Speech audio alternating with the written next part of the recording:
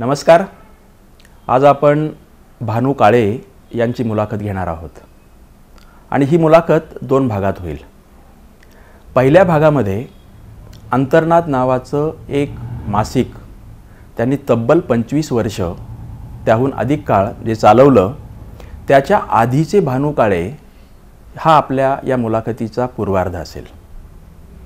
त्यामध्ये साहजिकच वाचक म्हणून ते कसे घडत गेले, लेखक म्हणून कसे आकाराला आले, प्रिंटिंग प्रेस चालवणं आणि एक इंग्रजी नियतकालिक त्याच्या संपादनामध्ये सहभागी होणं, या अनुषंगाने साधारणतः त्यांच्या वयाच्या 40पर्यंतचा कालखंड हा आपल्या या मुलाखतीचा पूर्वार्ध असेल.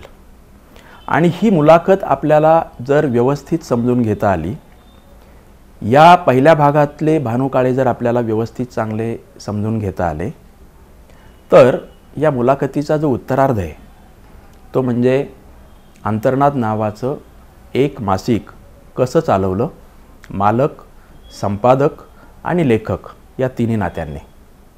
तर सर, तुमचं या मुलाखतीमध्ये स्वागत आहे. नमस्कार.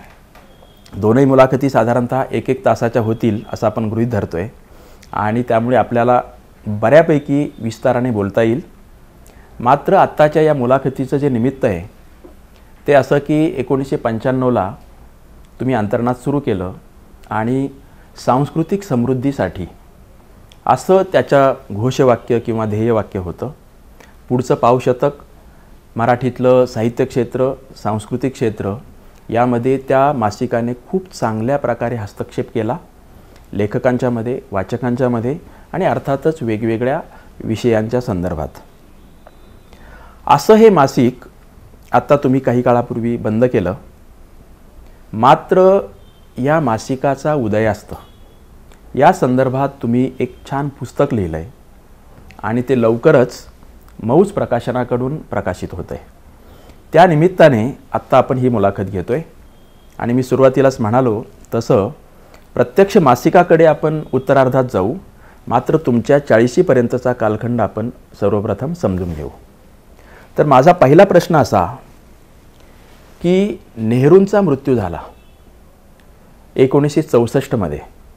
त्यावेळी तुमचं वय 10-11 वर्ष होतं आणि तेव्हा तुम्ही तुमच्या या नव्या येणाऱ्या पुस्तकामध्ये अशी एक आठवण लिहिली की कदाचित त्याच वेळी तुम्ही जे काही एक हस्तलिखित लिहिलं ते त्या वयाच्या दृष्टीने जे काही असेल ते, तर तिथेच कदाचित भविष्यात आकाराला येणाऱ्या आलेल्या मासिकाच्या जन्माचं बीज पडलं असावं अशी एक शक्यता तुम्ही व्यक्त केलेली आहे.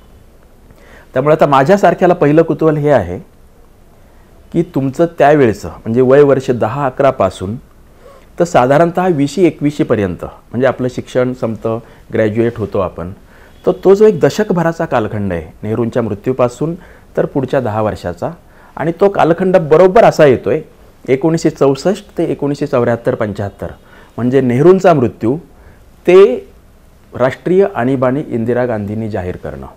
या दशकभरात तुमच्या आयुष्याची वयवर्ष 10-11 ते 21-22 अशी होती. तर त्या काळातलं तुमचं वाचन कसं होतं हे आम्हाला समजून घ्यायचं आहे. फिक्शन स्वरूपाचं असेल, नॉन फिक्शन असेल, मराठीतलं असेल, इंग्लिशमधलं असेल, तर आम्हाला पहिला प्रश्न वाचनाबद्दल. ही तुम्ही केलेली सुरुवात अगदी चांगली आहे, कारण वाचनातूनच शेवटी लेखनाची उर्मी माझ्या मनात येत गेली. आणि जर मला वाचनाची आवड नसती तर भविष्यात कधी मी अंतर्नादसारखं एखादं मासिक सुरू करायचं धाडस केलं असतं असं मला अजिबात वाटत नाही. ही वाचनाची आवड जी निर्माण झाली ती काही प्रमाणामध्ये आमच्या घरातल्या वातावरणामुळे झाली, काही प्रमाणामध्ये शाळेमुळे झाली, पण बऱ्याच अंशी मला असं वाटतं की ती कुठेतरी आतूनच आली होती. आमची काही आर्थिक परिस्थिती फार चांगली होती अशातला भाग नाही. माझे वडील कामगार चळवळीमध्ये होते, माझी आई मुंबई महानगरपालिकेच्या शाळेमध्ये शिक्षिका होती आणि आम्ही 5 भाऊ होतो. पण तशा आर्थिक ओढगस्तीच्या परिस्थितीतसुद्धा आमच्या घरात त्यावेळेला 2 वृत्तपत्रं यायची. एक आचार्य अत्रे यांचं दैनिक मराठा आणि एक सदानंद यांचं फ्री प्रेस जर्नल जे इंग्रजी होतं. त्यामुळे लहानपणापासूनच हे वृत्तपत्र आल्याबरोबर आम्ही अगदी अहममिकेने त्याच्यावर तुटून पडायचो. जे आपल्याला आवडेल ते मोठ्याने इतरांना वाचून दाखवायची पद्धतही घरात होती. त्यामुळे साहजिकच ते सगळं जे वाचलेलं असायचं ते मनावर ठसत गेलं. वृत्तपत्रांपासून सुरू झालेली वाचनाची आवड ही हळूहळू वाढत वाढत इतर पुस्तकांपर्यंत गेली. सुरुवातीचा प्रवास अर्थातच पंचतंत्र आणि अशा सर्वसामान्यतः ज्या वाचकांचा जो मार्ग असतो त्याच मार्गाने झाली. पण खूप लवकरच मी गंभीर वाचनाकडे वळलो. म्हणजे मला आठवतं मी शाळेत असतानाच हिंदू व्यवहार धर्मशास्त्र वगैरे अशी पुस्तकं मी वाचल्याचं मला स्पष्ट आठवतं. म्हणजे वयाच्या मानाने माझा पिंड हा जरा जास्तच गंभीर होता असं नंतर मागे वळून बघताना मला जाणवतं. त्यामुळे कॉमिक्स ज्याला म्हणतात हलकी फुलकी पुस्तकं त्याच्याकडे मी कधी वळलोच नाही. चांदोबा वगैरे याला माझ्या जीवनात काही स्थान नव्हतं. रहस्यकथा आवडीने वाचत होतो. बाबूराव अर्नाळकरांच्या रहस्यकथा त्यावेळेला खूप दर महिन्याला आमच्या हाती यायच्या, स्वस्त असायच्या, कुठून तरी मिळवायचो आणि त्या इतक्या समरस होऊन आम्ही वाचायचो की मला आठवतं खूपदा रस्त्याने चालतानासुद्धा रेशनच्या किंवा दुधाच्या रांगेत उभं असतानासुद्धा मी वाचत असे आणि ते वाचन अतिशय समरस होऊन करत असे. मला आठवतं अर्नाळकरांच्या एका नायकाचं घर, झुंजार हे त्या नायकाचं नाव, मरीन ड्राईव्हला झुंजार महाल नावाचं होतं असं त्यांच्या रहस्यकथेमध्ये कुठेतरी लिहिलं होतं. आपल्या झुंजार महालात झुंजार परतला. तर झुंजार महाल म्हणून खरोखरच मरीन ड्राईव्हला बिल्डिंग आहे का हे बघण्याकरता मी 4-5 वेळा मरीन ड्राईव्हवरती मागे पुढे फेऱ्या घातल्या होत्या. हे मला अजून आठवतं. वेडेपणाच होता कारण तशी बिल्डिंग नव्हतीच, ते सगळं काल्पनिकच होतं. पण त्याचा मनावरती पगडा होता खूप. या वाचनाला हळूहळू कथा कादंबऱ्यांची जोड मिळत गेली. आमच्या घराजवळच सुदैवानं मी किंग सर्कलला राहत होतो. तिथून मुंबई मराठी ग्रंथसंग्रहालय देखील पायी जाण्याइतक्या अंतरावर होतं आणि दादर सार्वजनिक वाचनालय देखील पायी जाण्याइतक्या अंतरावर होतं. या दोन्ही वाचनालयांचे मी सदस्य होतो. आमच्या खाली राहणाऱ्या एक काकू मुंबई मराठी ग्रंथसंग्रहालयामध्ये नोकरीत करायच्या. त्यामुळे रोजच त्या एखाद दुसरं पुस्तक घरी आणायच्या, ते वाचून व्हायचं. वाचनाचा वेग प्रचंड असायचा.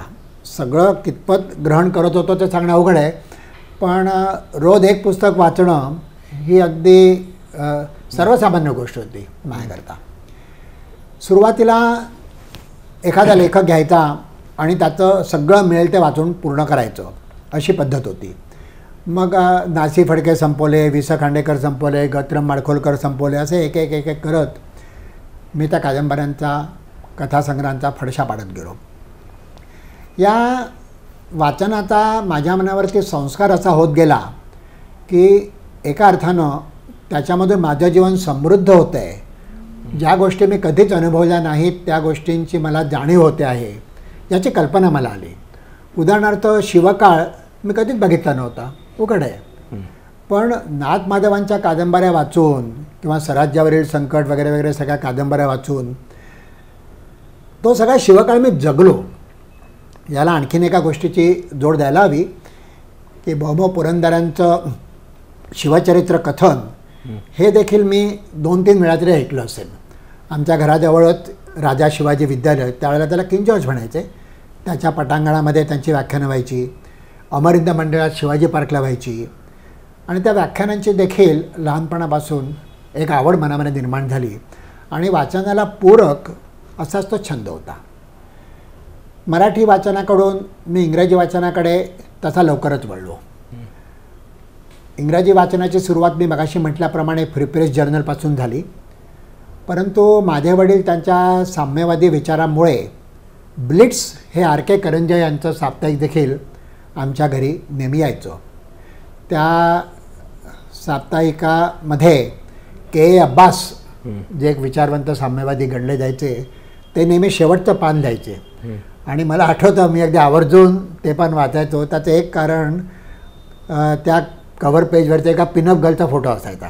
त्याचा बाकीच्या मजकुराची काही संबंध नसायचा, पण त्या वयात ते एक आकर्षण होतं. पण ब्लिट्समध्ये काही विसंगती पण होत्या. म्हणजे साम्यवादी विचारसरणीचा कट्टर पुरस्कार करतानासुद्धा ब्लिट्समध्ये आर के करंजिया साईबाबाची पण भलावण करायचे, इराणच्या शहाची पण भलावण करायचे. म्हणजे अशा अनेक विसंगती त्यावेळच्या पत्रकारितेतल्या या त्यावेळेपासून माझ्या लक्षात यायला लागल्या. मराठाचे वाचक असल्यामुळे आचार्य अत्रे हे तर आमचं दैवतच होतं. आणि शिवाजी पार्कवरची मला आठवतं त्यांची कुठलीही महत्त्वाची सभा मी कधी चुकवली नव्हती. त्यावेळेला शिवाजी पार्कचे ते अनभिषिक्त सम्राटच होते. पुढे 60च्या दशकामध्ये जेव्हा शिवसेनेची सुरुवात झाली तेव्हा अर्थातच ते चित्र पालटलं. नवे सम्राट गादीवर बसले. पण त्यावेळे पावेतो आचार्य अत्रेंच्या बहुतेक महत्त्वाच्या सभा त्यांना मी हजर असायचो. त्याचप्रमाणे कामगार मैदान देखील फार लांब नव्हतं, माझा आजोळ परळला आहे, त्यामुळे तिकडे खूपदा माझा मुक्कामही असायचा. कामगार मैदानावरती श्रीपाद अमृत डांगे, कॉम्रेड डांगे यांच्या सभा आम्ही आवर्जून त्या सभांना जायचो. आणि त्या सगळ्यातून वक्तृत्व आणि वाचन या दोन्ही गोष्टी माझ्याकरता परस्पर पूरक ठरल्या. आणि त्या काळामध्ये अनेक अमराठी वक्ते देखील माझ्या श्रवणात आले. त्यांच्या भाषणांना मी जात होतो. मला आठवतं अगदी त्यावेळेला आचार्य रजनीश, तेव्हा ते आचार्यच होते, भगवान वगैरे झाले नव्हते, त्यांची व्याख्यानं जी हिंदीतून व्हायची त्यांना मी आवर्जून जात असे. आणि मी ऐकलेल्या सर्वात प्रभावी वक्त्यांमध्ये मी रजनीशांचं नाव निश्चित घेईन. म्हणजे श्रोत्यांना मंत्रमुग्ध कसं करायचं, वी यूज टू बी इलेक्ट्रिफाईड, ते रजनीशांकडून तिकडे बघायला मिळायचं ते प्रत्यक्ष. अर्थात इतरही अनेक वक्ते होते. म्हणजे खरं सांगायचं तर जॉर्ज फर्नांडिसपासून तारकेश्वरी सिन्हांपर्यंत, जगन्नाथराव जोशींपासून आणखीन इतर सगळे काँग्रेसचे आपापणचे देखील फार सुंदर वक्ते होत्या. शिवाजी पार्कला त्यांची भाषणं आम्ही अगदी आवर्जून ऐकायची. ते आपापणचे म्हणजे पुण्यातले तुमचे ज्ञानप्रबोधिनीचे आपापणचे नाहीत, हे वेगळे आपापणचे. तर ते देखील खूप प्रभावी वक्ते होते, ते नोटही होते. त्यामुळे आणि त्यांची एकूण प्रतिमा देखील श्रोत्यांना प्रभावित करणारी अशी असायची. तर हे वक्तृत्व, वाचन या सगळ्यातून माझा पिंड विकसित होत गेला, जाणीवा विकसित होत गेल्या. आणि पुढे जेव्हा मी इंग्रजी वाचनाकडे वळलो त्यावेळेला तर माझ्याकरता ती अलिबाबाची गुहाच होती. कारण मराठीच्या तुलनेमध्ये इंग्रजीचं साहित्य विश्व हे खूपच विशाल आहे. माझं शिक्षण मराठी माध्यमात झालं आणि मराठी ही मातृभाषा होती, माझं मराठीवर प्रेमही होतं. पण आमच्या घरामध्ये मराठीचं प्रेम म्हणजे इंग्रजीचा किंवा हिंदीचा तिरस्कार ही भूमिका कधी नव्हती. कारण मी जिथं राहत होतो किंग सर्कल भागात, हा तसा मुंबईतला सगळ्यात कॉस्मोपॉलिटन म्हणता असा भाग होता. आमच्या इमारतीमध्ये उदाहरणार्थ 24 बिराडं होती, पण त्याच्यात मराठी फक्त 2 होती. त्यामुळे मराठीचं प्रेम म्हणजे इतर भाषांचा तिरस्कार अशी भूमिका कधीच नव्हती. आणि त्यामुळे इंग्रजी वाचनाकडे देखील मी सहजगत्या वळलो आणि त्याचा देखील मला माझ्या जडणघडणीवरती खूप परिणाम झाला, हे मला आता मागे वळून बघताना निश्चय जाणवतं. परंतु त्यामध्ये आत्ता तुम्ही एका बाजूला भाषणं ऐकत होता, मुंबईसारखं प्रचंड मोठं महानगर, दुसऱ्या बाजूला वर्तमानपत्र, मराठी, इंग्रजी, घरातलं वातावरण हे सगळं होतं. परंतु भविष्यात म्हणजे त्याच दरम्यानच्या काळात तुम्ही लिहायला लागलात, तर लेखन करण्यासाठी तुमच्यावर अशा काही त्यावेळी लेखकांचा आणि काही पुस्तकांचा विशेष प्रभाव राहिला का? एक साधारणतः 20च्या टप्प्यापर्यंत, आणि मराठी पुस्तकं किंवा इंग्रजी असतील किंवा लेखकही मराठी, अशी काही प्रमुख नावं सांगता येतील का? आणि काय स्वरूपाचा असेल तर? अशी अनेक नावं सांगता येतील. खरं सांगायचं ना विनोद, तर तुम्ही जर बघितलात एकूण सगळा मराठीचा इतिहास, तर 1960 ते 1980 हा 20 वर्षांचा कालखंड जो माझ्या दृष्टीनं वाचक म्हणून जडणघडण होण्याकरता सर्वात प्रभावी होता. तो कालखंड म्हणजे मराठी मासिकांचा वसंत ऋतू होता. अनेक मराठी मासिकं तेव्हा निघत होती, आमच्या घरी येत होती. माझ्या आईने तर एक फिरतं वाचनालयच चालवलं होतं घरच्या घरी. आजूबाजू ते 30-35 लोक सदस्य होते. आणि बहुतेक सगळं जे प्रसिद्ध साहित्य नंतर गाजलं ते एकेकाळी मासिकांतून प्रसिद्ध झालं आहे. म्हणजे आता लोकांना हे पटवणं कदाचित अवघड असेल, कारण तशी मासिकच आता राहिली नाही. पण तुम्ही जर जुन्या काळांचे संदर्भ बघितलेत आता स्वातंत्र्यवीर सावरकरांचा प्रत्येक निबंध हा पूर्वी किर्लोस्कर मासिकात आलेला आहे. गाय ही माता नव्हे एक पशु वगैरे अनेक त्यांचे जे सगळे गाजलेले निबंध होते हे सगळे मासिकामधून प्रसिद्ध झाले. हरिभाऊ आपटेंच्या कादंबऱ्या, हरिभाऊ आपटेंचे प्रत्येक कादंबरी मासिकातून झाली. हरिभाऊ आपटेंनी स्वतः करमणूक साप्ताहिकच चालवलं होतं. आणि या सगळ्यांच्याच बाबतीत हे म्हणता येईल, गंगाधर गाडगीळांची प्रत्येक कथा, प्रिया आणि मांजरतांची पहिली कथा ती देखील अभिरुचीमध्ये 42 साली प्रसिद्ध झाली होती. सगळ्यांच्या जी आय कुलकर्णींच्या कथा हंसमधून यायच्या, गाडगिळांच्या कथा त्या काळामध्ये सत्यकथेमध्ये यायच्या, इतरही दिवाळी यायच्या. फक्त दिवाळी असं म्हणत नाही, हे मासिकात देखील मी म्हणतो आहे. पु ल देशपांडेंचं अपूर्वाई हे किर्लोस्कर मासिकात आलेलं आहे. बटाट्याची चाळ, व्यक्ती आणि वली सत्यकथेमध्ये आलेलं आहे. कुठलंही तुम्ही पुस्तक काढा त्याची पूर्वप्रसिद्धी ही मासिकामध्ये झालेली आहे. त्यामुळे मासिकाच्या वाचनातून साहित्याचं वाचन हा प्रवास हा आपसुकच होत गेला. मग इंग्रजीमधले कोण चार्ल्स डिकन्स आणि तत्सम अशा काही महत्त्वाचे कादंबरीकार? इंग्रजीमधले जे महत्त्वाचे कादंबरीकार होते त्यांची देखील सुरुवात ही साप्ताहिक आणि मासिके ह्याच्यातूनच झाली आहे, पण तो वेगळा विषय आहे. नियतकालिकांची वाढ आणि साहित्याची वाढ हे या दोन्ही समांतर घडलेल्या गोष्टी आहेत, पण तो जरा थोडासा वेगळा विषय आहे. त्याच्याबद्दल नंतरही बोलता येण्यासारखं आहे पुष्कळ. पण मुळामध्ये युनायटेड स्टेट्स गव्हर्नमेंटची मुंबईमध्ये मरीन नॅशनल लायब्ररी होती. त्याला युसिस युनायटेड स्टेट्स इन्फॉर्मेशन सर्व्हिस असं म्हटलं जायचं. आणि नरिमन पॉईंटजवळ ब्रिटिश काउन्सिलची लायब्ररी होती. त्या दोन्ही वाचनालयांचा मी त्या काळामध्ये सदस्य होतो. आणि तिथं एका वेळेला तुम्ही 4 पुस्तकं घेऊ शकत होता. त्यामुळे इंग्रजी वाचन देखील माझं मोठ्या प्रमाणावर होत गेलं आणि त्याचे देखील संस्कार हे माझ्यावर खूप आहेत. आता वाचन आणि भाषणं या 2 महत्त्वाचे जे घटक आहेत ते तुमच्या वयाच्या 20-21 पर्यंतचा म्हणजे दृष्टिकोन आकाराला येणं हा जो कालखंड असतो मानला जातो, त्यासाठी ते विशेष उपयुक्त ठरलं. मला असं दिसतं की तो जो कालखंड होता 64 पासून 74-75 तुमच्या अगदी ऐन उमेदीचा जडणघडणीचा कालखंड. त्या काळात या देशामध्ये 4 वेगवेगळे राजकीय प्रवाह होते. एक तर तुम्हाला घरातूनच अनुभवायला मिळत होता. तुमचे वडील कम्युनिस्ट होते, कामगार चळवळीतले मोठे पुढारी होते. त्यामुळे घरातून तुम्हाला कम्युनिझम पोहोचत होता. दुसरं सत्ताधारी पक्ष काँग्रेस होता आणि उरलेले 2 प्रवाह, एक जनसंघाचा आणि दुसरा समाजवाद्यांचा. हे दोनही प्रवाह पण तेवढेच बळकट होते. तर 4 प्रमुख प्रवाह, आणखी पण खूप नावं सांगता येतील, परंतु 4ही प्रमुख प्रवाह तुमच्या मनावर आदळत असणार, खूप काय काय ऐकायला येत असेल, परस्पर विरोधी. तर त्या 4 प्रवाहांच्या मध्ये होणाऱ्या घटनांचा, त्यांनी घेतलेल्या भूमिकांचा, वेगवेगळ्या घटनांना दिलेल्या प्रतिसादाचा तुमच्यावर काय प्रभाव पडत होता आणि तुमचं वाचन आणि हे बाहेरचं सगळं वातावरण आणि कुटुंबातलं घरातलं वातावरण यातून तुमचा एक दृष्टिकोन जो आकाराला आला तो नेमका काय स्वरूपाचा होता? मी याची सुरुवात पंडित जवाहरलाल नेहरूंपासून करेन. कारण मगाशी अगदी सुरुवातीला तुम्ही उल्लेख केलाच होता की पंडितजींचं जेव्हा निधन झालं 27 मे 1964, त्यावेळेला मी वेगवेगळ्या वृत्तपत्रामधले लेख कापून त्याचं एक हस्तलिखित तयार केलं होतं. त्याच्यात रंगीबेरंगी पिवळे, हिरवे, निळे जिलेटिन पेपर लावले होते, नक्षीकाम केलं होतं, थोडंफार मी लेखन केलं होतं. तसा तो बाळबोधक प्रकार होता, त्यात काही गंभीर काही नव्हतं. पण कुठेतरी माझ्या मनामध्ये आपणही मासिक काढावं असा काही विचार त्यावेळेला रुजला होता का, याचं नेमकं उत्तर देणं कठीण आहे. कारण आपल्या अंतर्मनामध्ये इतके प्रवाह कार्यरत असतात की कुठल्या प्रवाहाचा आपल्या वागण्यावरती नेमका काय परिणाम होतो हे आपण सांगू कधीच शकणार नाही. पण पंडित नेहरूंचं आम्हाला खूप आकर्षण होतं, ही गोष्ट खरी आहे.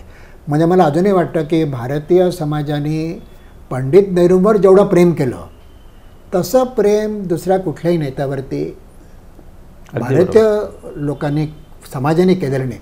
काही विशिष्ट भागात विशिष्ट लोक नेते होते. आता मुंबईमध्ये बाळासाहेब ठाकरे सगळ्यांचे हिरोच होते, पण ते वेगळं. हे पंडित नेहरूंना जे अखिल भारतीय प्रतिमा होती त्याचं आम्हाला खूप आकर्षण होतं. मला आठवतं आमच्या घराच्या बरोबर समोर षण्मुखानंद हॉल आहे, तर तिथं काँग्रेसचं अधिवेशन होतं. तर सकाळी 9 वाजता एकदा पंडितजी तिकडे जायचे, मग दुपारी 12-12:30 जेवायला परत जायचे मग परत 3 वाजता पुन्हा यायचे आणि मग 6-7ला परत जायचे. 4 वेळेला दिवसातून आम्हाला मोटारीतून जाणारे पंडित नेहरू बघायला मिळायचे. आता ही गोष्ट आज अशक्य आहे, कारण आज सिक्युरिटी वगैरे एवढं झालं आहे की तुम्हाला कोणा नेत्याचं दर्शन करणं अवघड आहे. पण आम्ही आमच्या घराच्या गॅलरीतून बघू शकत होतो आणि ते उड्या मोटारीतून जायचे आणि ते उभे राहायचे, खूपदा हातवारे करायचे. म्हणजे आम्हाला त्यांच्याविषयी जवळीक अशा प्रकारच्या याच्यातून देखील निर्माण व्हायची. माझ्या वडिलांचा त्यांच्याशी संबंध खूप आला होता. पंडित नेहरू हे एकेकाळी कामगार चळवळीमधली जी प्रमुख भारतातली संस्था आहे, भारतातली सगळ्यात मोठी कामगार संघटना all India trade union Congress AITUC, त्याचे पंडितजी अध्यक्ष होते 1929 साली. आणि पंडितजींना त्यामुळे कामगार चळवळीमध्ये रस होता. माझे वडील All India Port and Dock Workers फेडरेशनचे अध्यक्ष होते आणि भारतामधला पब्लिक सेक्टरमधला देशव्यापी असा पहिला संप त्यांच्या कारकिर्दीत झाला. त्यावेळेला अशी परिस्थिती होती की बंदरामध्ये बोट लागली धान्य घेऊन येणारी तर रेशनच्या दुकानात धान्य उपलब्ध व्हायचं, कारण धान्याचा तुटवडाच होता. त्यामुळे साहजिकच सगळ्या त्यावेळेला देशामध्ये 7 बंदरं होती. सगळ्या बंदरामधला देशव्यापी संप म्हटल्यावर खूपच खळबळ माजली होती. त्यावेळेला पंडितजींनी स्वतः त्याच्यात हस्तक्षेप केला होता आणि त्याच्या आठवणी माझ्या वडिलांकडनं मी खूपदा ऐकायचो.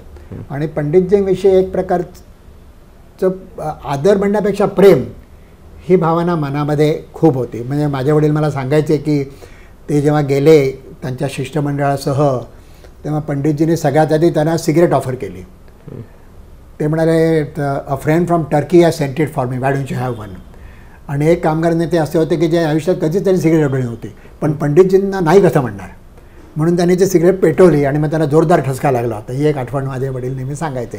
सांगायचा उद्देश एवढाच की आमच्या दृष्टीने ते खूप लोभस असं. पण मग नेहरूंचा प्रभाव होता किंवा प्रेम होतं नेहरूंच्या विषयी, आकर्षण होतं, तसं काँग्रेस पक्षाबद्दल किंवा अन्य नेत्यांच्याबद्दल त्यांच्या विचारधारा जी काही आहे काँग्रेसची तिच्याबद्दल काय होतं? तसं बघायला गेलं ना तर संयुक्त महाराष्ट्राची जी चळवळ झाली आणि 60 साली संयुक्त महाराष्ट्र निर्माण झाला, त्यावेळेला सगळ्यात पक्षामध्ये आजच्यासारखं विरोधी वातावरण वगैरे असं नव्हतं.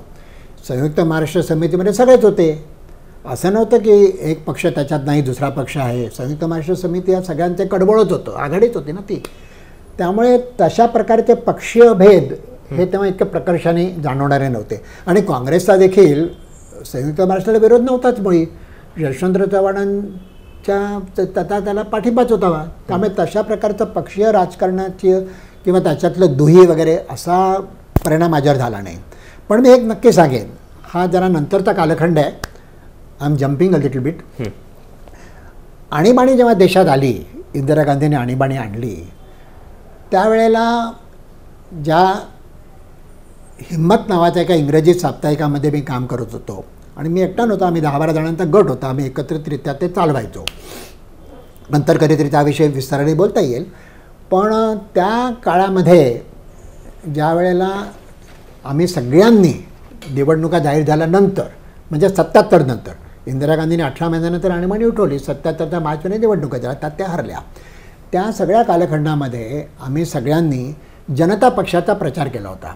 जनता पक्षात तेव्हा सगळे विरोधी पक्ष होते काँग्रेस सोडून, आणि आम्ही त्यांचा प्रचार केला होता. परंतु झालं असं की प्रत्यक्षात जेव्हा हे सरकार सत्तेवर आलं तेव्हा आमच्या लक्षात यायला लागलं की ज्यांना आम्ही हिरो मानलं होतं ती माणसं प्रत्यक्षात तशीच होती जशी आधीची होती. ती पण भ्रष्ट होती, ती पण तेवढीच लफडी करणारी होती, काही त्याच्यात काही वेगळं नव्हतं काही. आणि ते जनता पक्षाचं सरकार चरणसिंगांच्या नंतर, तो सगळा इतिहास तुम्हाला माहितीच आहे, ते बघता बघता पत्त्याच्या बघण्यासारखं कोसळलं आणि पुन्हा इंदिरा गांधी सत्तेवर आल्या पुढच्या निवडणुकीत.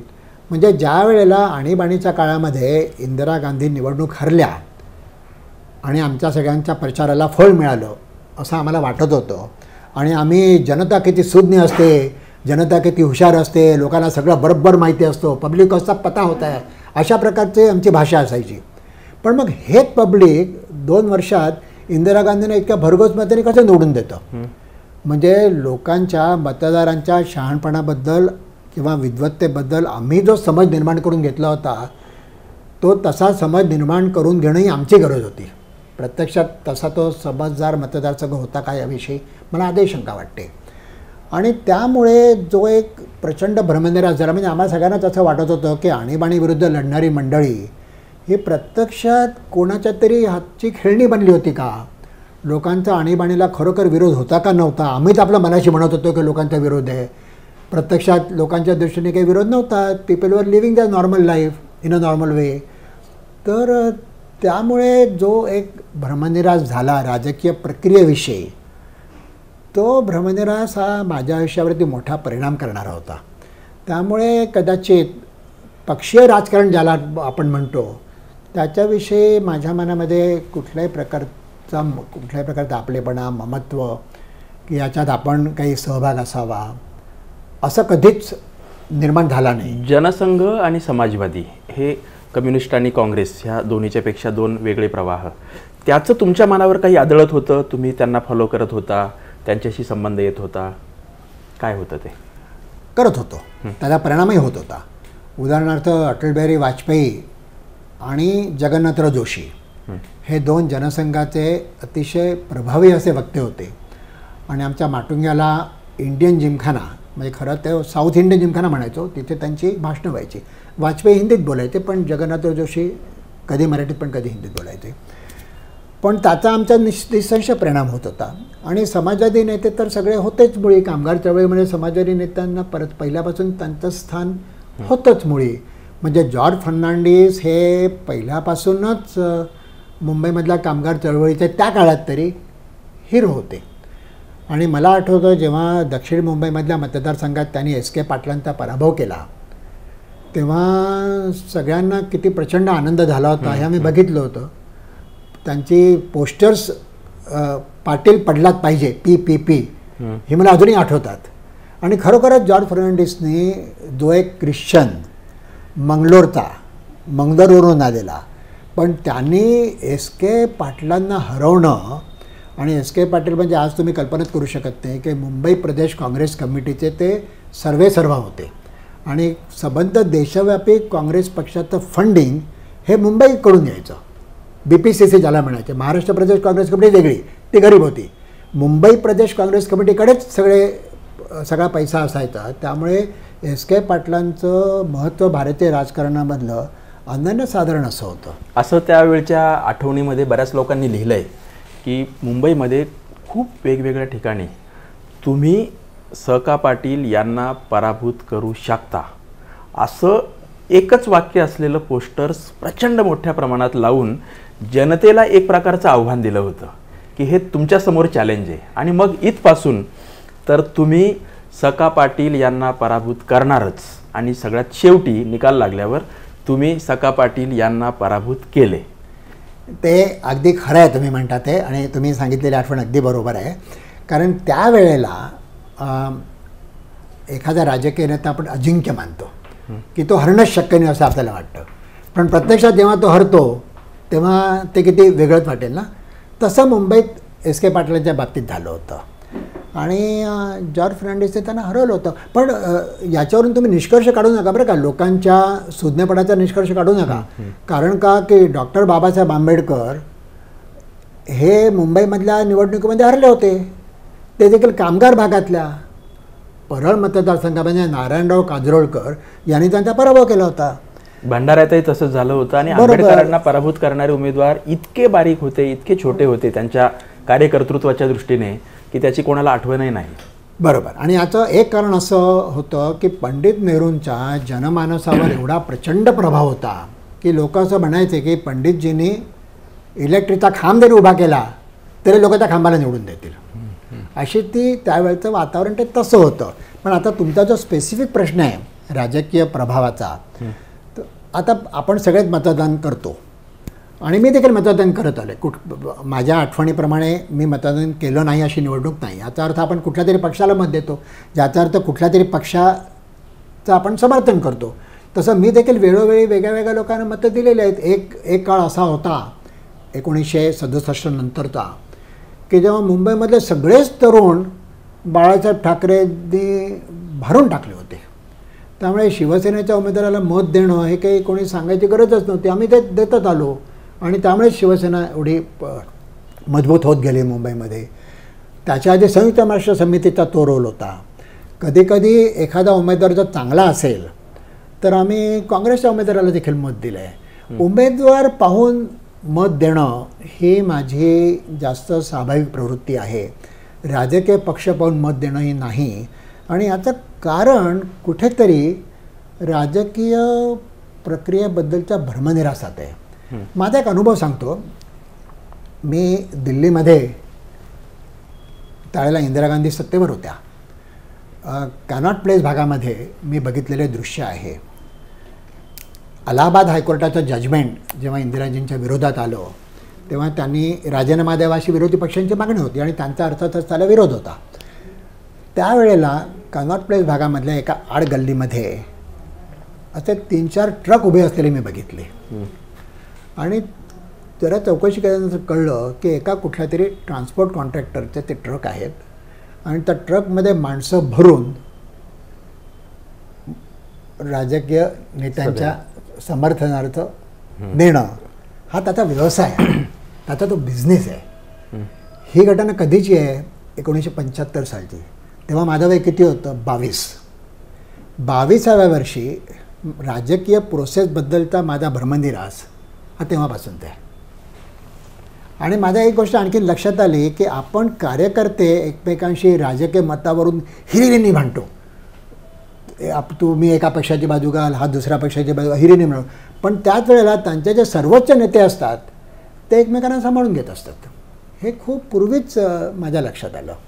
त्यामुळे मी कधी राजकीय प्रक्रियेमध्ये मला स्वतःला असं कधीच वाटलं नाही आपण राजकारणात शिरावं किंवा कुठल्याही राजकीय पक्षाच्या प्रभावाखाली मी आलो असं मी म्हणणार नाही. मी माझं क्षेत्र आहे नेहमी साहित्य, विचार हे असं वेगळंच ठेवलं. तुम्ही आता तुमची ही सर्व जडणघडण साधारणतः वयाच्या 25पर्यंतची सांगितली असं आपल्याला म्हणता येईल. म्हणजे 75ला आणीबाणी आणि त्यानंतरची 2-2.5 वर्ष हा जनता पार्टीचा प्रयोग. तर एका बाजूला 25च्या टप्प्यात आपल्याला एक दृष्टिकोन आकाराला येतो, एक धारणा पक्क्या होतात, आपला राजकीय सामाजिक कल स्पष्ट होत जातो. हाच असा कालखंड होता की ज्या काळात तुम्ही लेखक म्हणून उदयाला येत होता. तुम्ही कथालेखनापासून प्रारंभ केला आणि 2 अतिशय महत्त्वाच्या कादंबऱ्या लिहिल्या. त्यातली एक कादंबरी तिसरी चांदणी ही आणीबाणीच्या कालखंडाबद्दल आहे आणि दुसरी कादंबरी ही तुमची कॉम्रेड या नावाची आहे. त्यामुळे त्या नावातूनही आपल्याला स्पष्ट होतं. त्या दोन्ही कादंबऱ्यांच्याकडे मी पुढच्या प्रश्नात वळणार आहे. मात्र त्याआधी तुम्ही प्रामुख्याने कथा लिहित होता. कदाचित नॉन फिक्शन स्वरूपाचे लेखही लिहित असाल तर तो लेखनाचा प्रारंभ कसा होता? सुरुवातीच्या काळातल्या कथा कशा होत्या? तुमचं उच्चभ्रू कलिंगड ही जी पहिली छोटी कादंबरी आहे तिला कदाचित दीर्घकथा पण म्हणता येईल. तर त्या कथांचा सगळा कालखंड. बरं, गंमत अशी आहे की त्या कथासंग्रह तुमचे कधीच नंतर आलेले मला दिसत नाही आहेत. तुम्ही कथा लिहिल्या, चांगल्या नियतकालिकांच्या मध्ये ते प्रकाशित होत होत्या आणि त्या लेखनाच्याच निमित्ताने तुमची ज्या मुलीशी ओळख झाली ती तुमची भावी पत्नी झाली. तर तो खूप इंटरेस्टिंग कालखंड असेल. तर या कथांच्याबद्दल आणि नंतर पुस्तक त्याचं का आलं नाही? कथा लेखनाकडे मी वळलो याचं मुख्य कारण माझं वाचनप्रेम हे आहे. कारण त्या काळी आजची परिस्थिती नाही आहे, कारण आज कथेचा वाचक कमी झाला आहे. पण 1960 ते 1980 या कालखंडामध्ये कथा साहित्य, कथा हा मराठी साहित्याचा मासिकांचा आत्माच होता. प्रत्येक मासिकात 5-6 कथा असायच्याच. त्यामुळे कथांचं वाचन करणं म्हणजे अगदी अरविंद गोखले, पुबा भावे, गंगाधर गाडगिळांपासून बाबूराव बागुल, जे कुलकर्णी यांच्यापर्यंत या सगळ्यांचा तो बहराचा काळ होता. त्यांच्या आयुष्यातला तो वसंत ऋतू होता.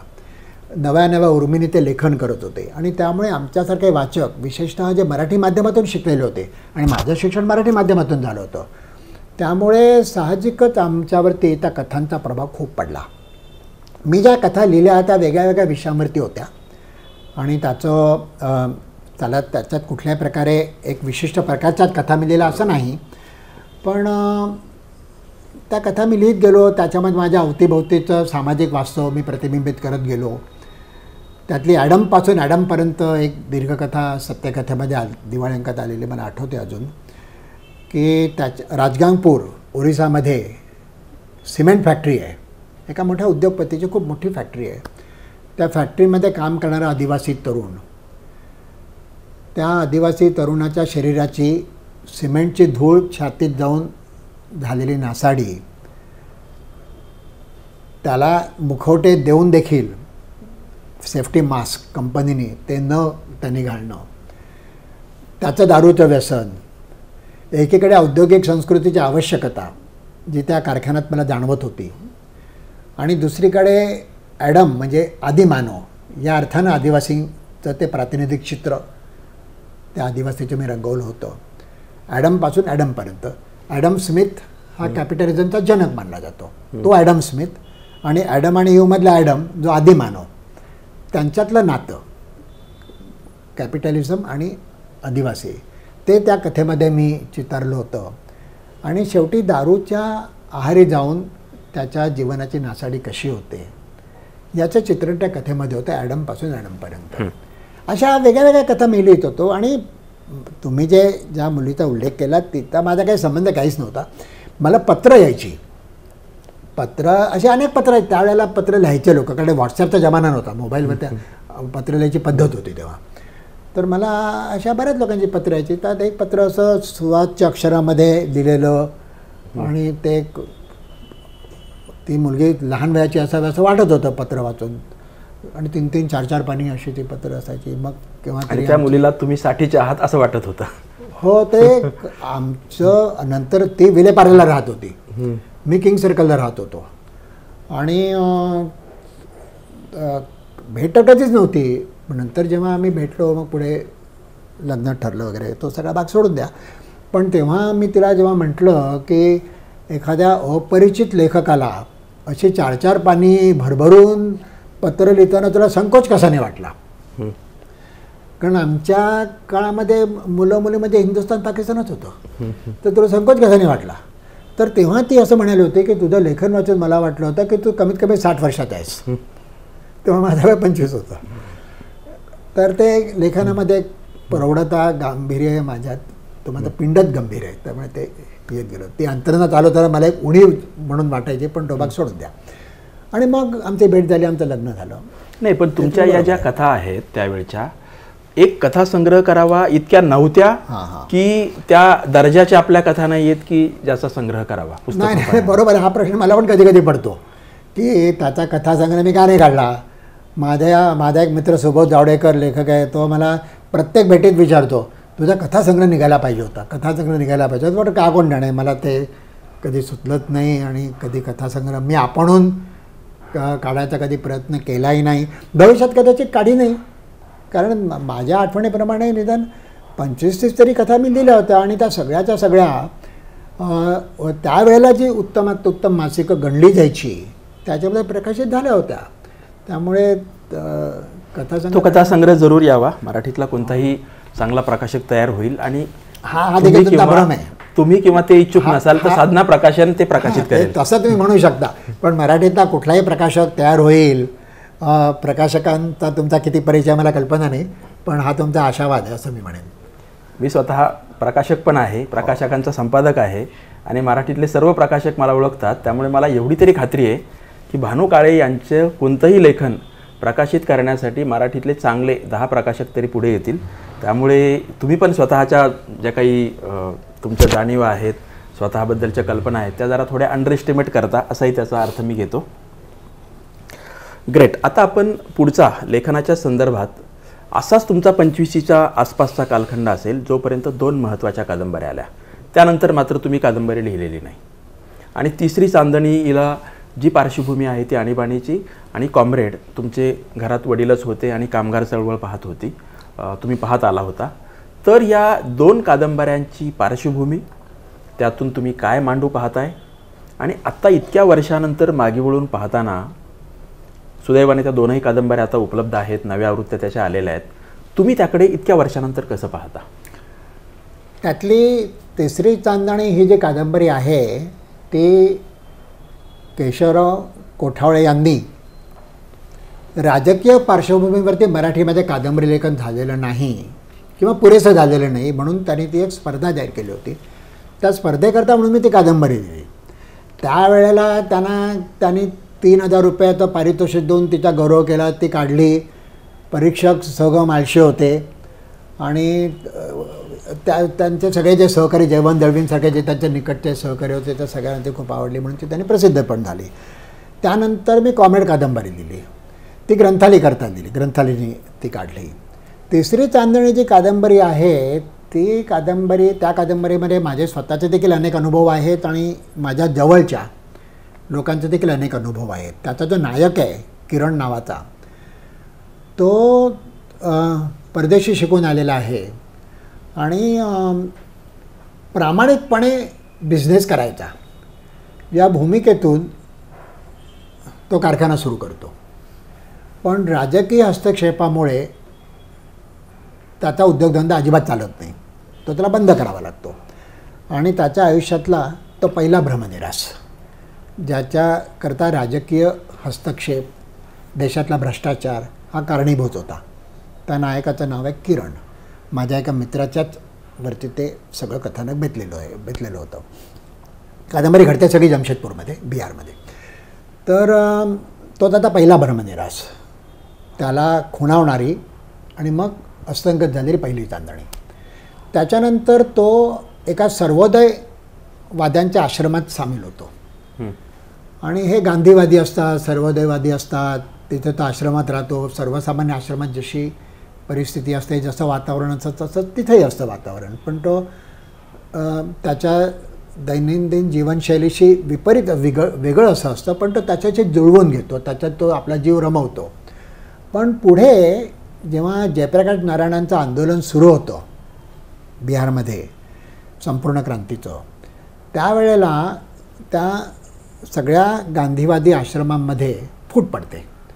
कारण एक फार मोठा गट जो जयप्रकाश नारायणांच्या मागे असतो तो त्या राजकीय चळवळीत सामील होतो आणि एक छोटा गट विनोबाजी भावांच्या अधिपत्याखाली होता, तो त्याच्यापासून अलिप्त राहतो. स्वतः किरणला राजकीय प्रक्रियेत बिलकुल जायचं नव्हतं, त्यामुळे तो जयप्रकाश नारायणांच्या आंदोलनात सामील होत नाही. आणि मग त्या आश्रमावरती काय काय अडचणी यायला लागतात, चॅरिटी कमिशनरकडून, रिट्रोस्पेक्टिव्ह इफेक्टनी टॅक्सची डिमांड येणं वगैरे वगैरे, ते सगळं डिटेल भाग मी सांगत नाही, तो कादंबरीत आहे. आणि त्याचा तो प्रचंड भ्रमनिरास होतो. आणि त्यावेळेला तो याच्यात आपल्याला कोण मदत करू शकेल, तर फार तर जे पी मदत करू शकतील असं वाटल्यावरून तो दिल्लीला जातो. कारण दिल्लीला त्या दिवशी जे पींची मोठी सभा होणार असते रामलीला मैदानावरती. ही तारीख आहे 24 जून 1974. आणि त्यावेळेला त्याला असं वाटतं की आपल्याला जे पींना भेटता येईल. प्रत्यक्षात जे पी त्यांच्या निवासस्थानी नसतातच, ते कुठेतरी दुसरीकडे गेलेले असतात. तो खूप प्रयत्न करतो पण त्यांची भेटत होत नाही. आणि त्याची ती शेवटची आशा त्यांच्या हस्तक्षेपाने आपल्या आश्रमापुढचे हे संकट दूर होईल ही मावळते. डोळ्यापुढची दुसरी चांदणी निघून पडते. आणि मग तरी तो गच्चीत जातो आणि कुठेतरी आकाशात तिसरी चांदणी कुठे मिळते का याचा शोध घेतो. अशा काहीशा आशावादी नोटवर ती कादंबरी संपते. दुसरी जी कादंबरी आहे कॉम्रेड, त्याच्यात अर्थातच माझ्या वडिलांचं कॅरेक्टर आहेच त्याच्यात पुष्कळ, पण ती काही कादंबरी आहे, ती कल्पित आहे, ते काही सगळं खरं नाही. आणि कामगार चळवळ भारतातली कशी वाढली याचं चित्रण त्याच्यात आहे, कारण तो माझा चिंतनाचा अभ्यासाचा विषय पूर्वीपासून होताच आणि त्यामुळे अभावितपणे ते त्याच्यात आलेलं आहे.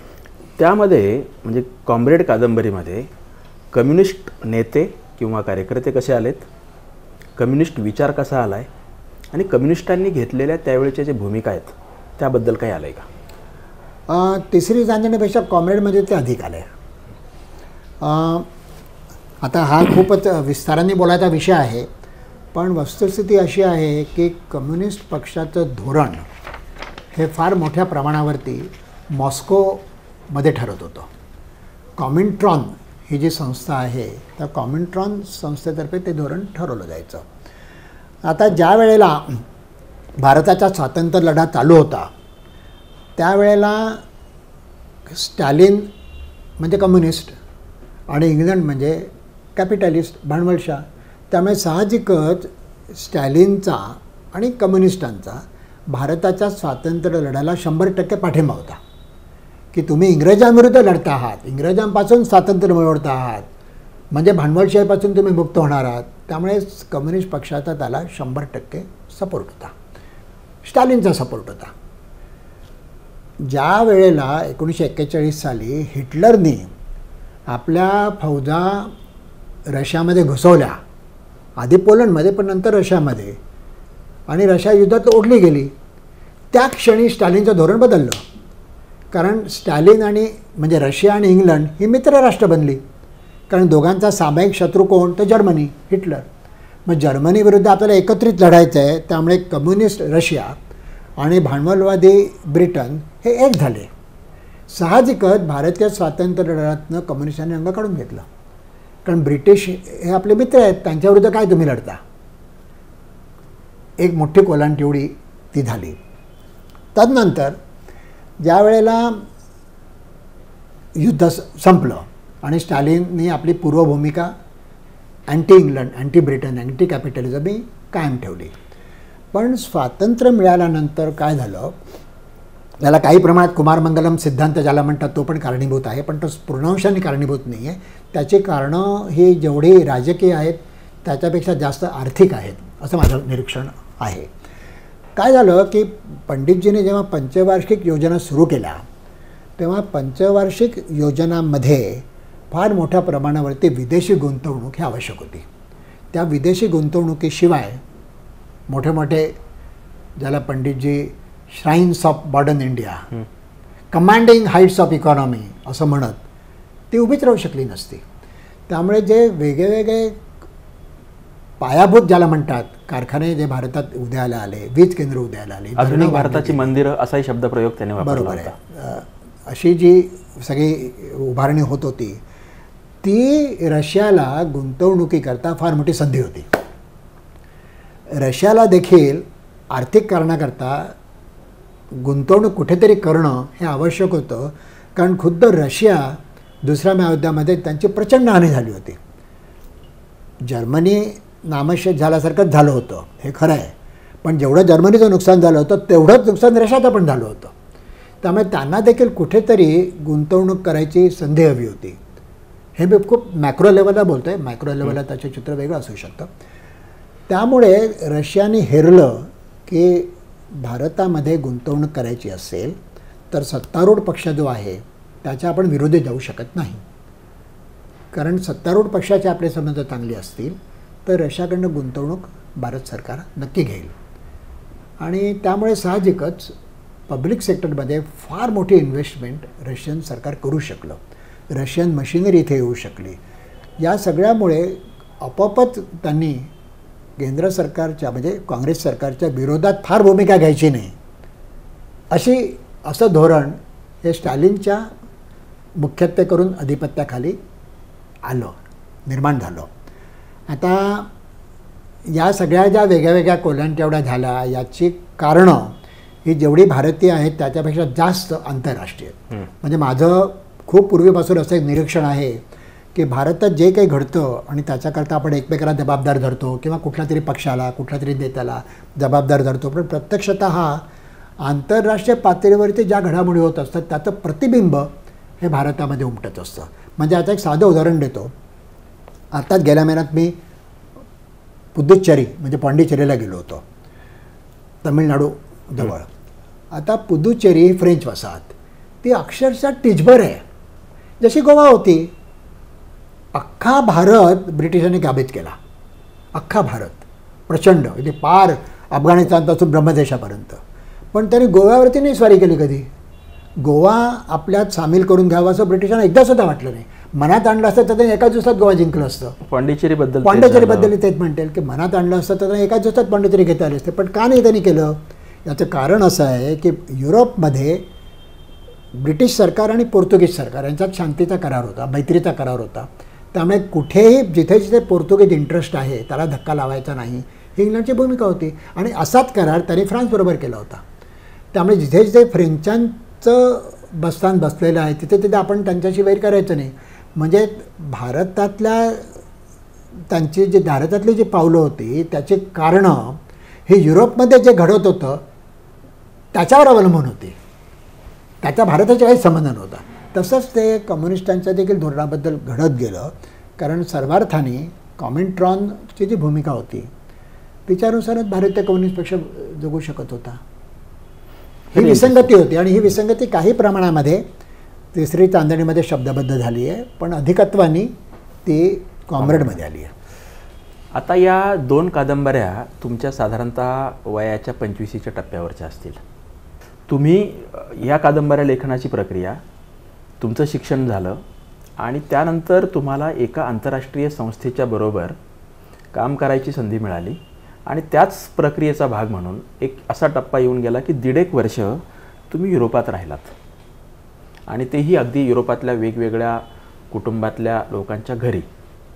तर तो 1.5 वर्षाचा कालखंड युरोपातला तो खूप इंटरेस्टिंग असणार आणि तुमचा एकूण वर्ल्ड व्ह्यू आकाराला येण्यामध्ये त्याचा निश्चितच काही एक सहभाग राहिला असेल. तर ह्या कादंबऱ्या लेखनाच्या प्रक्रियेतच तुम्ही त्या काळात तिकडे होता की तो थोडासा पुढे मागे होता? कुठल्याही कादंबरीचं लेखन हे त्या विशिष्ट कालखंडात होत नाही, आपल्या डोक्यात ते शिजतच असतं. दीर्घकाळ चाललेली ती प्रक्रिया असते. पण प्रत्यक्ष कादंबरी लेखन त्यानंतरच्या कालखंडातले.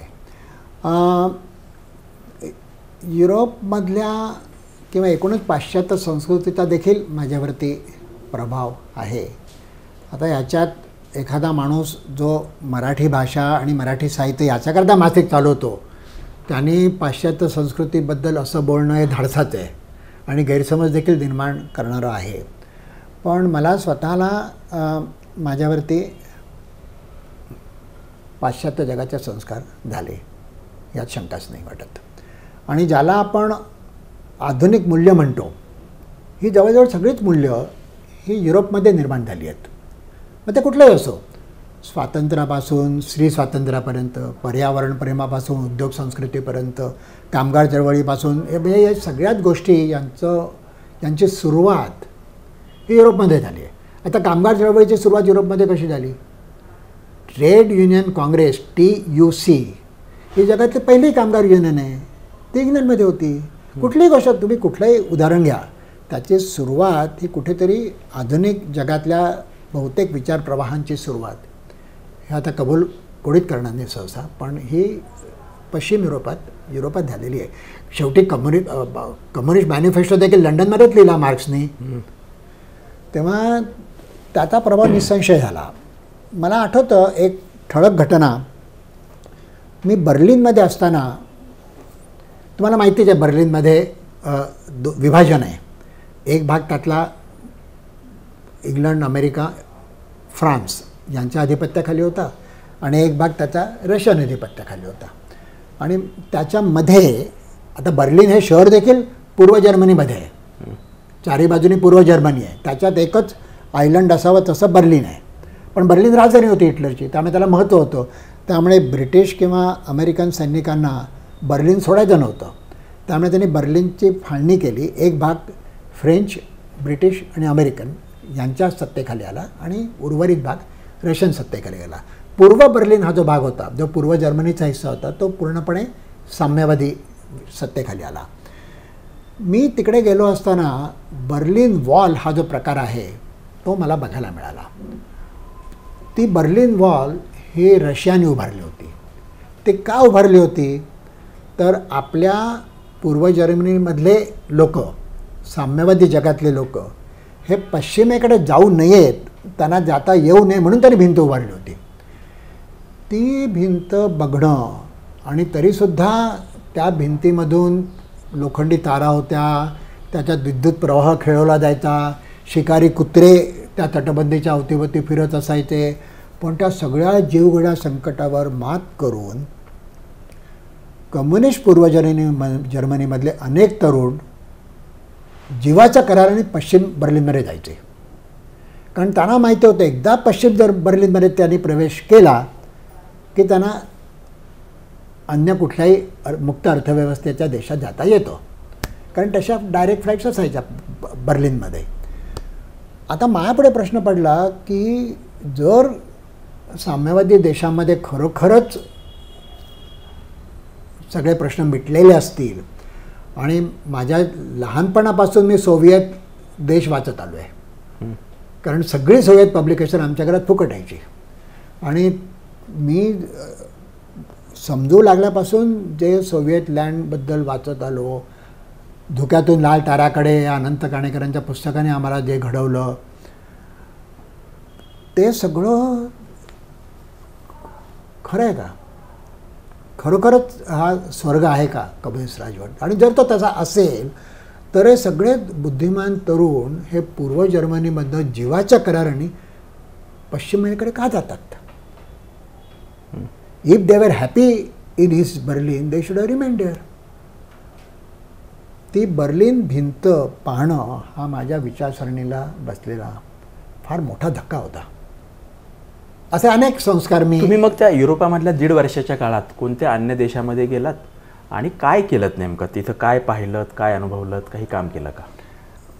संस्थेच्या कामाकरता मी जवळजवळ 15 देशामध्ये वास्तव्य केलं. तिथल्या कुटुंबामध्ये राहताना जे संस्कार माझ्यावर झाले त्या संस्कारशील वयामध्ये ते महत्त्वाचे होते. असे अनेक संस्कार मी सांगू शकेन. आपली बॅग आपण उचलणं, साधी गोष्ट आहे.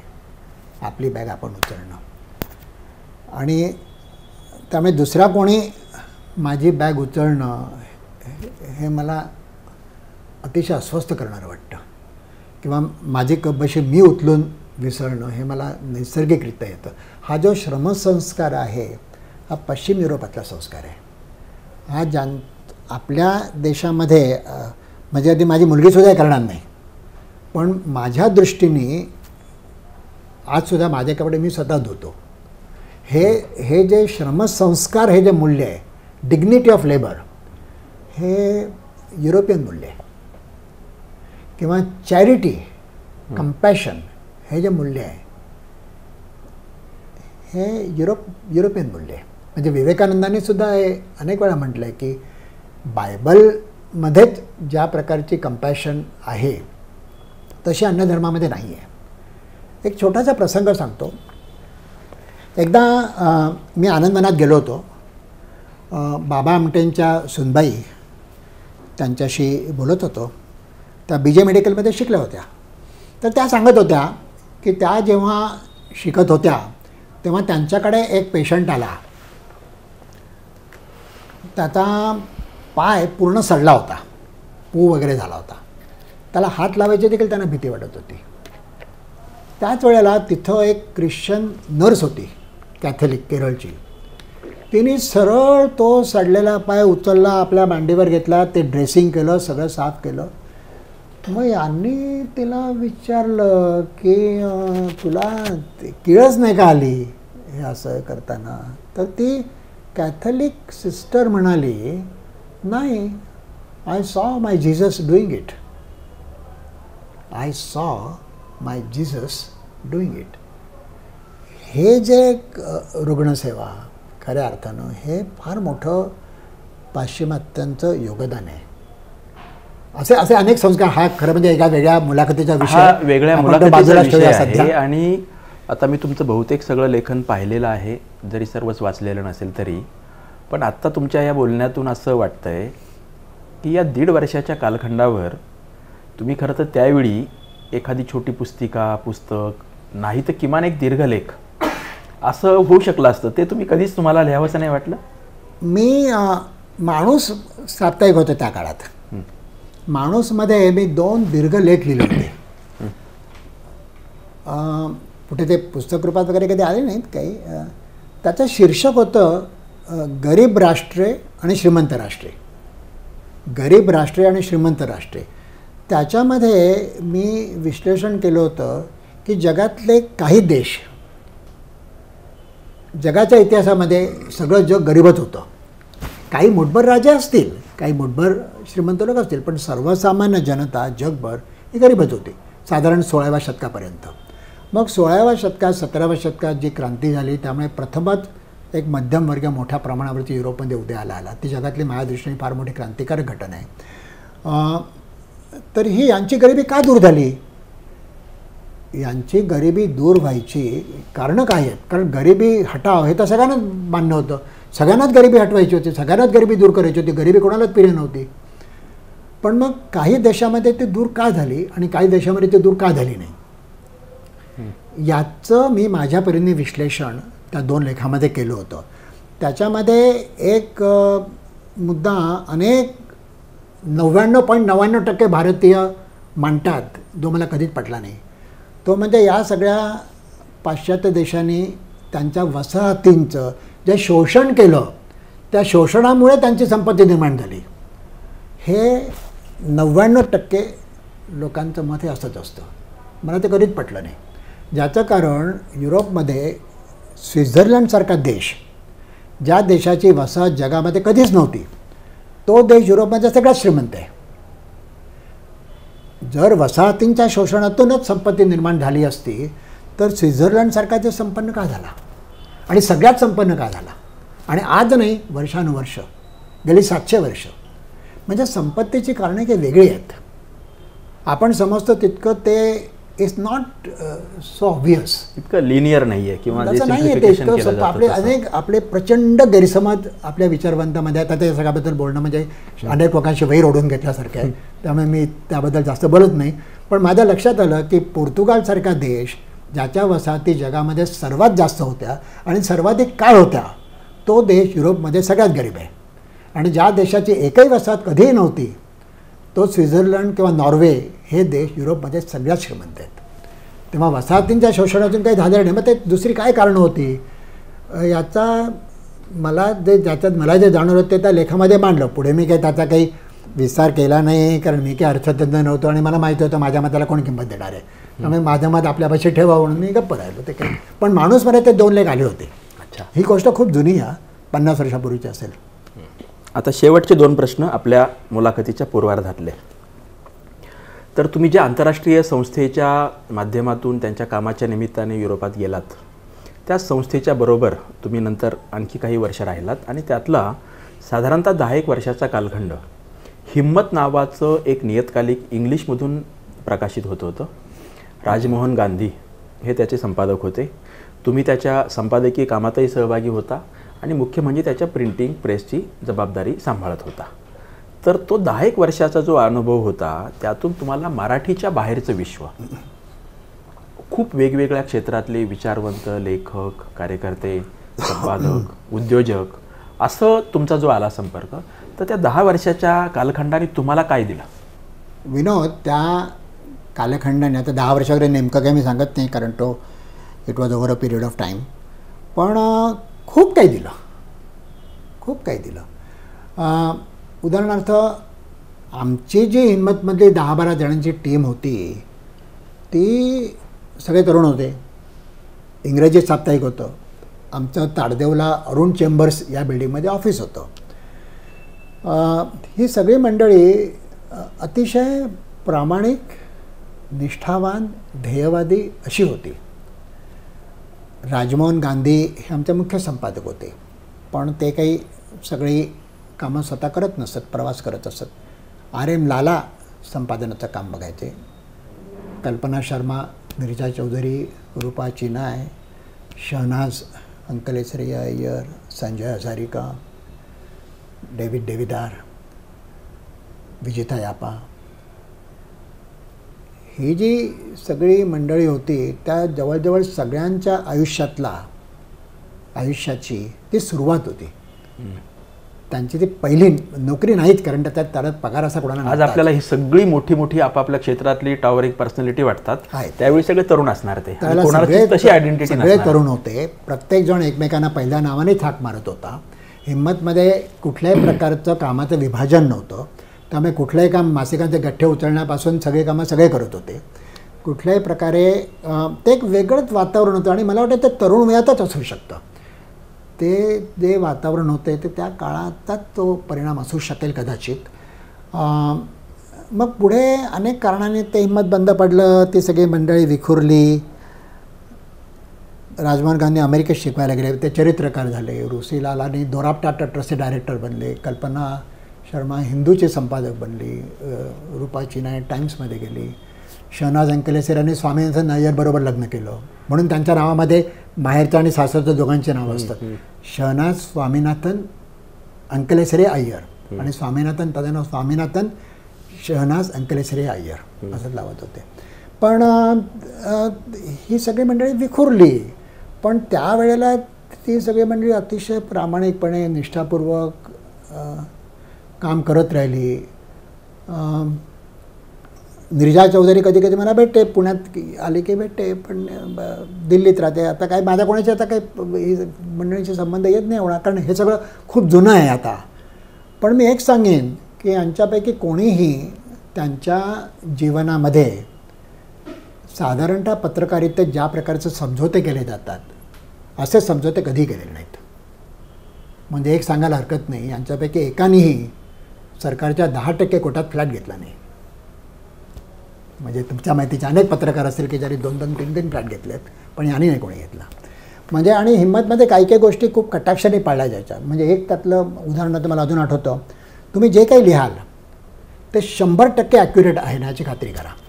कंटाळा करू नका, संदर्भ तपासा. त्यावेळेला गुगल नव्हतं, पण मग वेगवेगळे पुस्तकं वाचून ते इट मस्ट बी ॲक्युरेट. तर ते अचूकता. नंतर कंटाळा न करणं, कुठे जर माहिती नसेल तर आणा, माणसाला भेटा. स्वतःचा ब्रँड पुढे न रेटणं हे फार महत्त्वाची गोष्ट आहे. बहुतेक वेळेला लोक लिहितात तेव्हा त्याच्यात मी खूप डोकावतो. पण हिंमतमध्ये आम्हाला प्रशिक्षणच ते होतं की कुठलाही never begin a sentence with I पासून वाक्याची सुरुवात करायची नाही.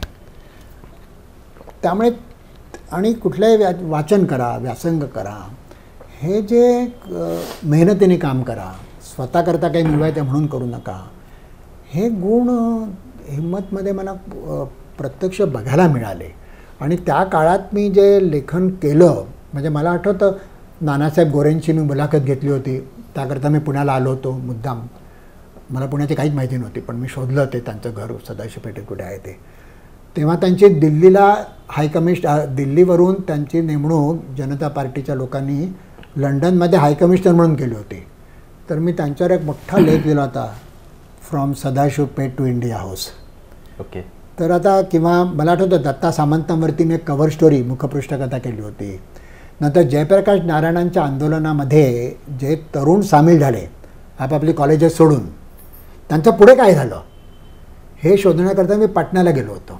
त्यातल्या अनेक तरुणांना मी भेटलो की बाबा या आंदोलनामुळे तुमच्या आयुष्यात पुढे काय घडलं, काय झालं. अशा प्रकारचं लेखन करायची मला इंग्रजीमध्ये संधी मिळाली.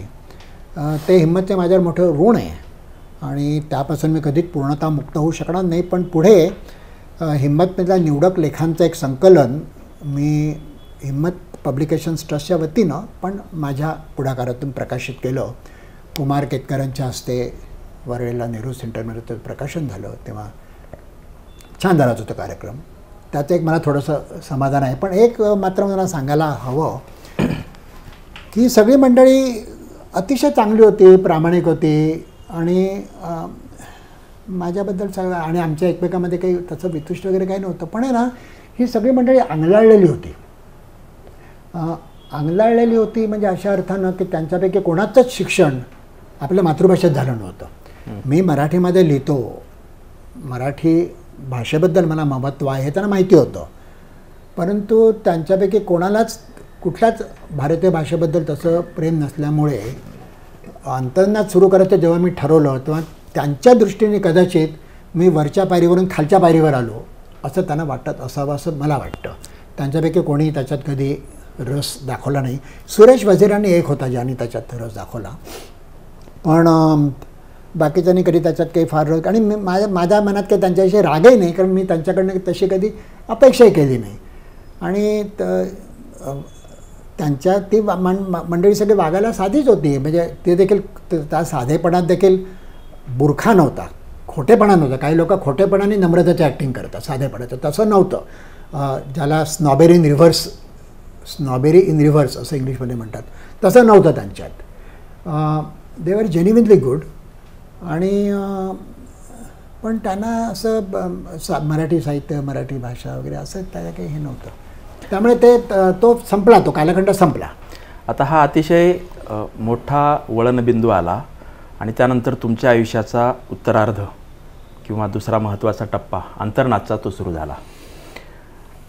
तर हिंमत डबघाईला येणं, आर्थिक कारणामुळे किंवा अन्य कारणांच्यामुळे अशी प्रक्रिया एका बाजूला घडत होती, परंतु त्यामुळे तुम्ही अंतर्नाद सुरू करायचा निर्णय घेतला की काही झालं तरी मला विशिष्ट काळानंतर एक मराठीतलं मासिक सुरू करायचं आहे. ह्या दोन्हीपैकी काय होतं? विनोद, दोन्ही समप्रमाणामध्ये दोन्ही खरं आहे काही प्रमाणात.